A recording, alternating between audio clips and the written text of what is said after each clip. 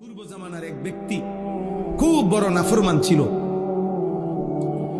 তো মৃত্যুর পূর্বে ছেলেদেরকে বলছে, বাবা আমার মৃত্যুর পরে তোমরা আমার লাশটাকে পুরাইবা, পুরাইয়া লাশের যে ছাই, পুরানো ছাই, এটার দুইটা ভাগ করবা, করে এক ভাগ উত্তাল সাগরের ঢেউয়ের মধ্যে ছেড়ে দিবা, আরেক ভাগ ঝড়ো বাতাসের সাথে উড়াইয়া দিবা আমার ছাই।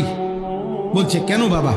বলছে আব্বা আমি এই পরিমাণ নাফরমানি করছি, আজ আমার মৃত্যুর পূর্বে মনে হইতেছে আমার মরলে আমি, আর আল্লাহ যদি আমারে ধরতে পারে আমার মেরে লেব, আমারে শেষ করে লেব, আমারে আজাব দিয়া শেষ করে ফেলবে আল্লাহ, আল্লাহ যেন আমারে ধরতে না পারে। এই জন্য আমার লাশ পুরাইয়া দিবা, আমার ছাই বাতাসে উড়াইয়া দিবা, আমার ছাই সাগরে ভাসাইয়া দিবা।